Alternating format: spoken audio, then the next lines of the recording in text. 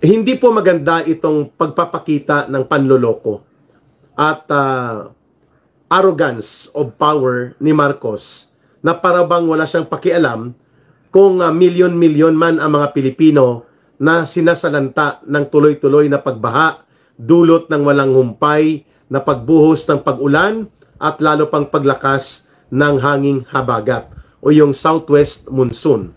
Sabi niya sa kanyang latest na pahayag sa media, that's the way our life is going now. Wala na tayong magagawa dyan. Tanggapin na natin yan na tayo ay binabaha at tayo ay lumulusong at nakakalusong ng baha, nakakaranas ng pagbaha. But because that is already the way of life in our country. Wow, talaga ha? Ni isang kuting na talampakan po ni Marcos, hindi naman yan lumusong sa baha. Hindi nakaranas yan na magkaroon sila ng pagbabaha sa kanilang bahay o kaya lumusong sa baha, no? Nagpresidente lang yan dahil nakatsamba siya na napalusutan at naloko niya ang taong bayan, pero all their lives, itong mga Marcoses na ito, itong mga oligarko na ito, at itong mga mapang-alipin at mapang-alipusta na mga politiko, hindi po sila nakakaranas ng regular na pagbabaha. The way po, sinasalanta ang ating mga kababayang, mga ordinaryong mamamayan, mga manggagawa, mga tsuper, mga market vendors, mga tricycle drivers, mga padyak, mga nagtitinda ng balut, mga manggagawa, maralitang lungsod, at iba pa pong mga sektor ng nasalaylayan ng mahihirap na sektor ng ating populasyon, sila po ang primary at direktang tinatamaan ng anumang kalamidad, bagyo, baha, lindol, sunog. No? Sila talaga sapagkat sila ay nasa vulnerable areas kung saan mataas po ang pagkakataon at oportunidad na salantain sila at pinsalain ng anumang uri ng kalamidad o ng krisis sa buhay, maliban pa sa permanenteng pag-inog ng buhay nila sa mundo at cycle of poverty. Yun po talaga, no? So, maling-mali at nakaka-dismaya, disheartening. Ito pong binabanggit ni Ginoong Marcos na as if wala siyang damdaming man lang maipakita o ma-share ang kanyang sinseridad ng damhin niya ang nararamdamang pighati at krisis at dalamhati ng mahirap na kalagayan ng tuloy-tuloy na binabaha ang inyong pamilya, ang inyong bahay, ang inyong komunidad, at nang sa ganun po, mawawalan ka na rin po ng mga ilang araw na oportunidad na makapagtrabaho. That is something that Marcos and his minions, especially the Marcos family, hindi po yan nakakaranas ng mga pagbaha. Hindi po nila nararanasan ang buhay ng isang kahig, isang tuka. Kaya parang okay lang sa kanya na tanggapin na natin dahil yan na talaga ang way of life natin. Ano pa pala ang silbi ng mahigit every year ay umaabot sa between 600 billion pesos hanggang 700 billion pesos po ang kabuang alokasyon o itinatakda na budget para sa flood control kung okay lang pala na bahain at lunurin sa baha ang ating mga kababayan. So malamang sa malamang ay tama nga po ang nagiging publicly accepted knowledge ngayon na dinadambong at dinodurobo po na mga aliporis nila Martin Romualdez at nila Marcos ang mga flood control project. Inaanod po ito papunta sa bulsa nila sapagkat ang nagtatakda ng mga allocation saan ilalagay ang mga flood control na ito na mga peke at bogus at dinadaya nila mga kongresista din po.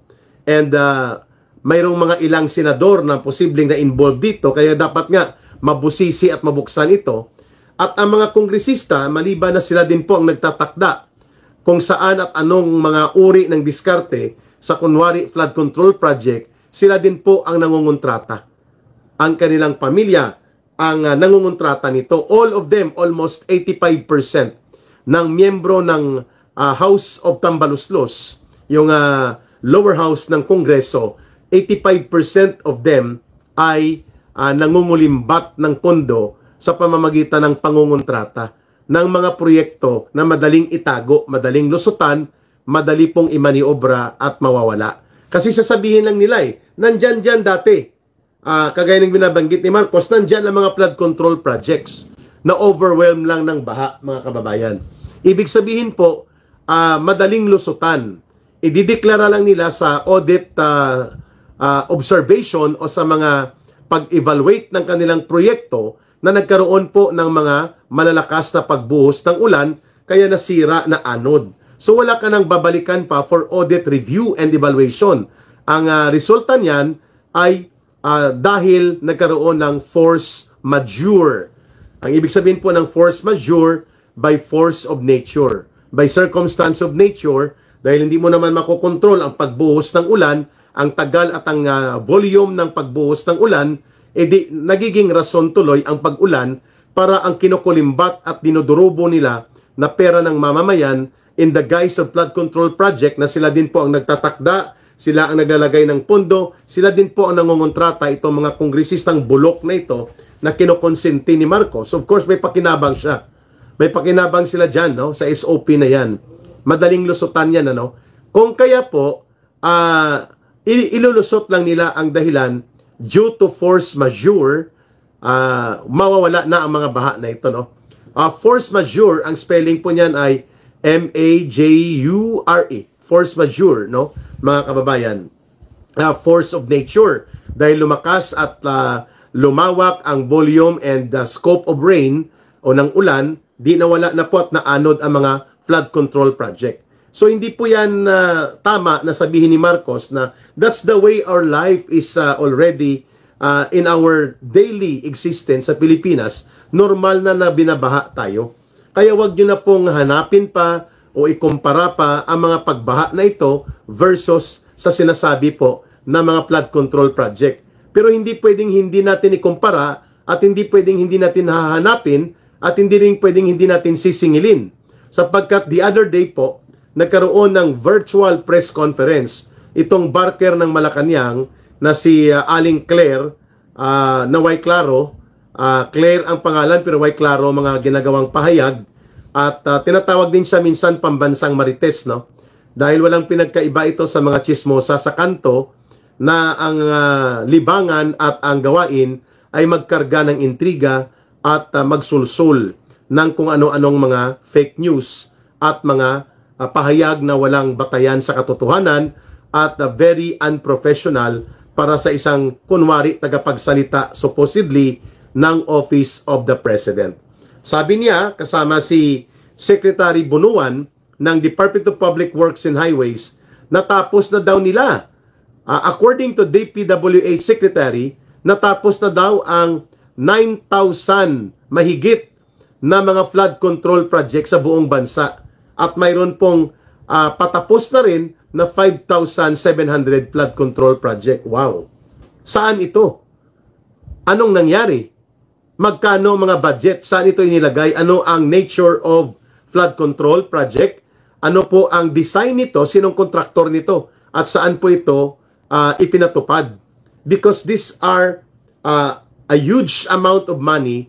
In 2023 and 2024 alone, we are talking about a joint cumulative flood control project from the General Appropriations Act amounting to 1.3 trillion pesos. Uulitin ko ha, 1.3 trillion pesos. And then, sasabihan lang po tayo ni Marcos, Monica Flore, na okay lang yan. That's the way our life. It is already the same. Nung matagal ng panahon, ganyan na tayo dito. Kahit may flood control project, babahain po tayo.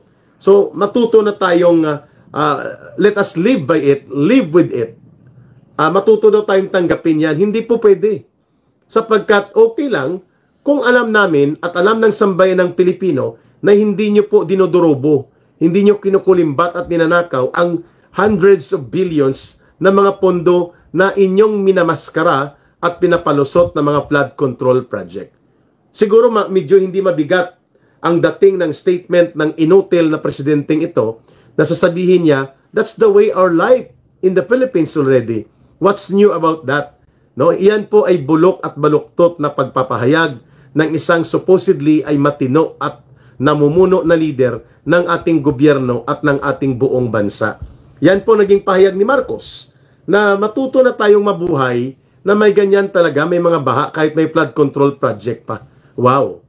So, ibig sabihin po talaga ay gusto ni Marcos at ng kanyang mga alipores, lalo na itong abusado at gahaman sa pundo at kapangyarihan na kanyang pinsan na si Martin Romualdez, dagdag pa ang sampo sa kanyang mga alipores na mga magnanakaw at buaya na mga kongresista. Para sa kanila, normal lang na gamitin ang title na Flood Control Project para illegalize nila ang korupsyon. Hindi pa to kasama sa pork barrel, at hindi pa to kasama ang pandaraya sa ayuda ni Martin Romualdez na kinokonsinti din po ni Marcos, mga kababayan. So, yan po ang totoong state of the nation.